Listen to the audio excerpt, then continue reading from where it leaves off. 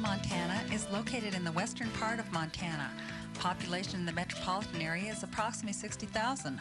While our pedestrian accident statistics seem to fall within national figures, because our population is so low, we have a real problem.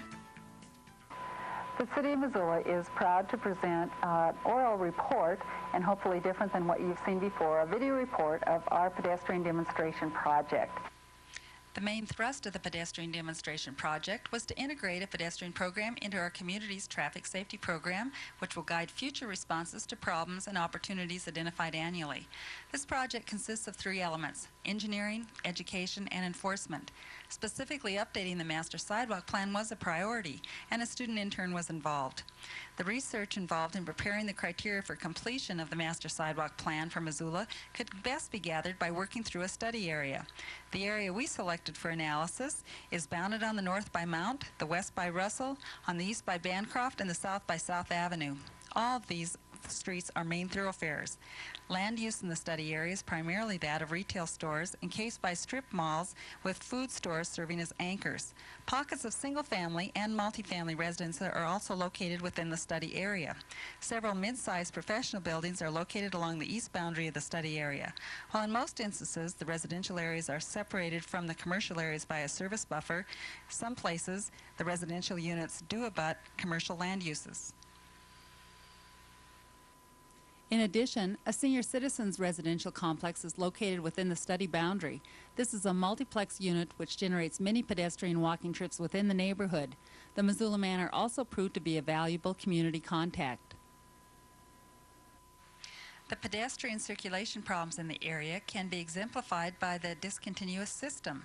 The area was built around Highway 93, which bisects the study area and can act as a difficult barrier for pedestrians to cross. No sidewalks exist on Highway 93. This situation makes movement difficult. The circulation problems can also be exemplified by the pedestrian accident history of the area. Over the past 5 years, nearly 11% of pedestrian accidents in Missoula have occurred within this study area. This suggests that the area has a history of pedestrian safety problems. The Brooks and Stevens intersection was the site of the pedestrian volume behavior study. The purpose of the pedestrian volume behavior study was twofold. First, we wanted to determine the number of pedestrians crossing the street at a particular period. We also wanted to make observations about the pedestrians' intersection behavior. The intent was to determine who crosses the intersection of Brooks and Stevens and what types of behavior they exhibited when doing so. By finding this information, we can better determine who the pedestrians are in the area and how well they can manipulate the intersection. The procedure used in this study was that of making direct visual observations at an observable point. That is, a pedestrian observer was stationed at a location that allowed them full view of the Brooks-Stevens intersection. As each pedestrian approached the intersection, the observer recorded general personal characteristics about the pedestrian. Specifically, we noted the gender, estimated age group, and whether or not the pedestrian had an observable handicap. In addition, we observed the pedestrian for their general safety practices, whether the walker used the pedestrian crossing device, whether they crossed the street with the walk light, and if they made it across the street before the light changed, were all behavioral safety practices that the observer recorded. In this study, we did not think to observe the length of time a pedestrian has to wait to get the walk signal.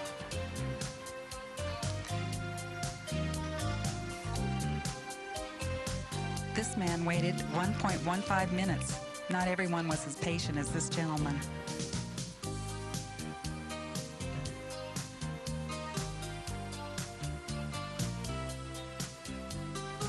We counted only those pedestrians who actually crossed to the intersection. Jaywalkers, those who crossed either Brooks or Stevens at a location other than an intersection, were noted only for their presence. We did not record any other information about their behavior. Overall, nearly 24% of all the street crossings were made by jaywalkers.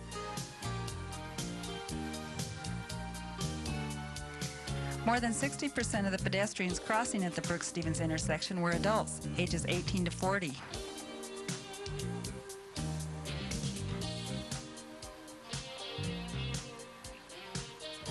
And over 65% of the pedestrians were male. Nearly all the pedestrians who crossed the Brooks-Stevens intersection did not have an observable handicap. 1/3 of the total observed pedestrians did not make use of the crossing device. Those who did not make use of the crossing device most often were the pedestrians in the 41 to 64 age group. 69% of the observed pedestrians waited to cross the street with the walk sign. Signal timing at this intersection was not a problem for pedestrians. Nearly all of the observed pedestrians who crossed the Brooks-Stevens intersection were able to make it across the street before the light changed from green to yellow. We have been having a very extensive engineering section where Lisa Wolcon worked with our master sidewalk plan and came up with a functional classification of sidewalks, and she'll be introducing that.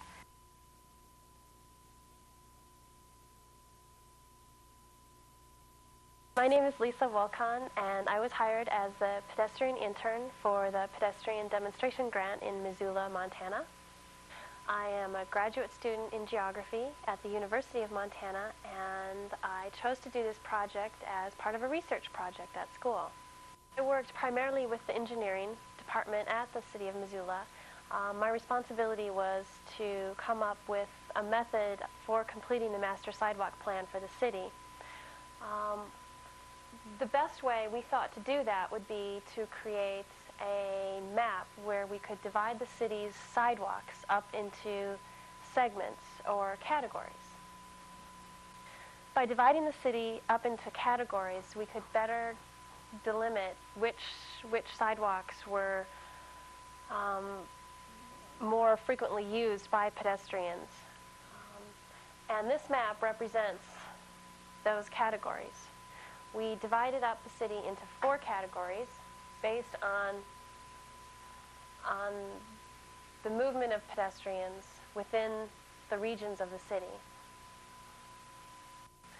These 4 categories reflect a way to give priority to regions within the city, and these priorities would be used by the engineering department to order in repairs and actually order in new sidewalk installations for the city.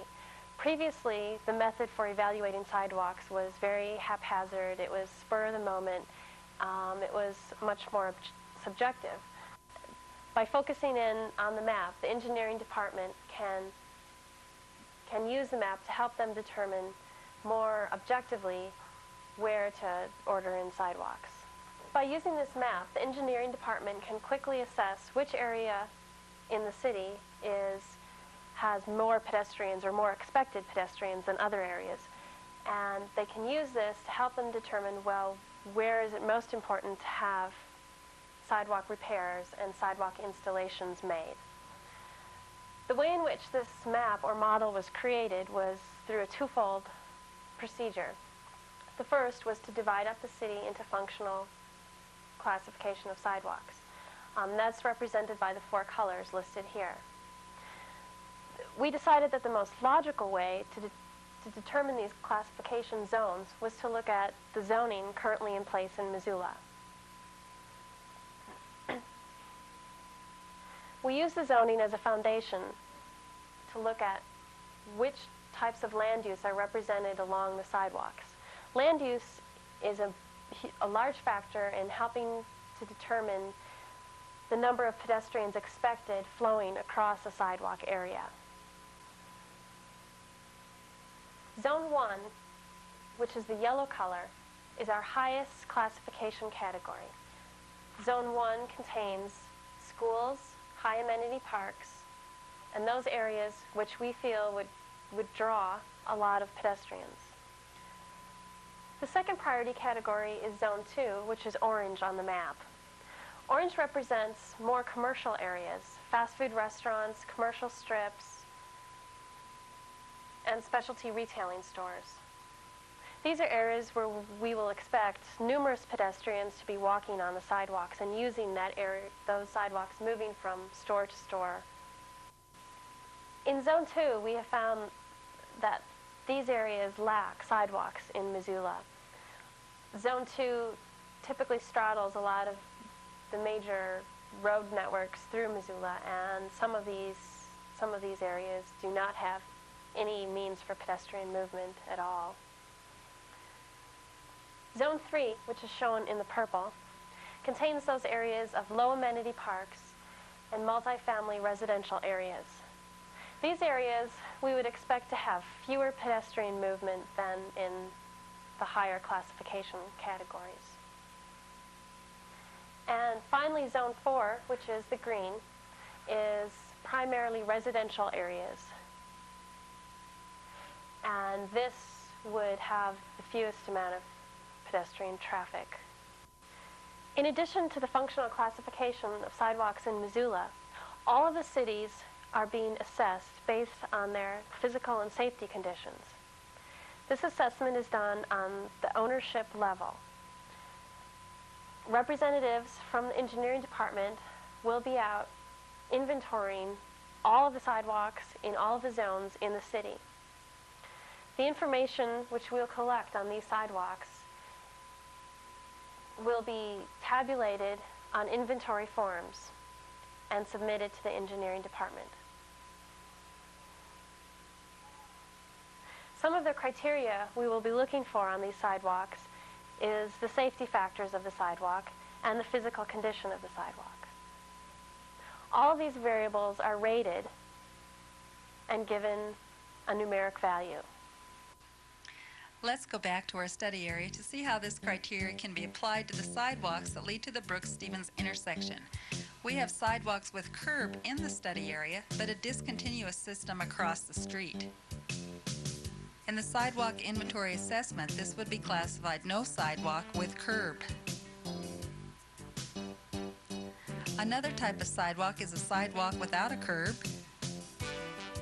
The sidewalk inventory will also note vertical and horizontal displacement of the sidewalk, spalding and cracking.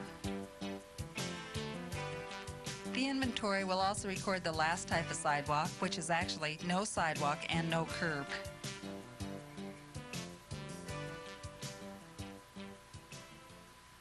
We have Lonnie Parsons, who's Executive Director of the Missoula Traffic Safety Task Force, who worked very carefully with me on several projects and doing public information, and she has some information about our Safety in the Streets project. Hello, my name is Lonnie Parson, and I'm coordinator of the Missoula Traffic Safety Task Force. One of the criteria for being awarded the pedestrian safety grant was that a task force needed to be in place. We have had a traffic safety task force, a very active one in Missoula now for a number of years. My main involvement with this pedestrian safety grant was participating in planning and carrying out a month-long Safety in the Streets campaign, which we held in May of 1991. During that month, we focused on all aspects of traffic safety, beginning with drinking and driving issues. We tied it in with National Bicycle Safety Awareness, which is held during the month of May. We pulled in the Buckle Up America campaign, which is also a national event. And it so happened that National Safe Kids Awareness happens in that month, so we focused on child safety issues. And we finished out with what we called Defensive Driving Awareness Week and held a defensive driving course, which was offered to the public at no charge. We received a lot of awareness by purchasing a Safety in the Streets banner, which we put across one of our busier streets in Missoula. And our plan is that as in future years we will continue to hold a Safety Awareness Month each year here in Missoula. Each year the Traffic Safety Task Force sponsors an informational booth at our county fair. We took advantage of that this year to distribute information about pedestrian safety, especially safety for the elderly and alcohol impaired, which was the focus of our grant program. We handed out flyers about visibility, the importance of being seen by drivers, especially at night, and handed out hot dots for elderly people to place on their shoes and outer clothing. We also gave information about the incidents of drunk driving related accidents involving pedestrians and really tried to bring it to the attention of our community what risk the elderly and alcohol impaired pedestrian is at.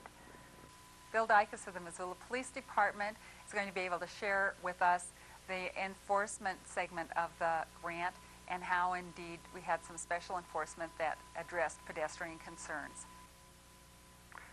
My name is Bill Dykus. I'm a sergeant with the Missoula Police Department, and I'm in charge of the traffic unit for the police department.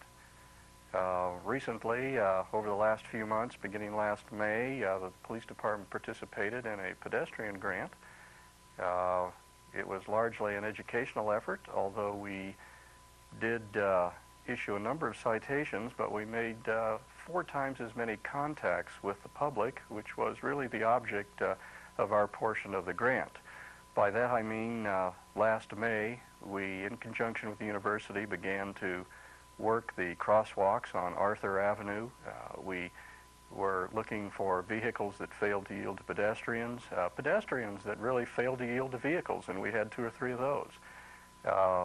Bicyclists riding the wrong way, running stop signs, riding on sidewalks.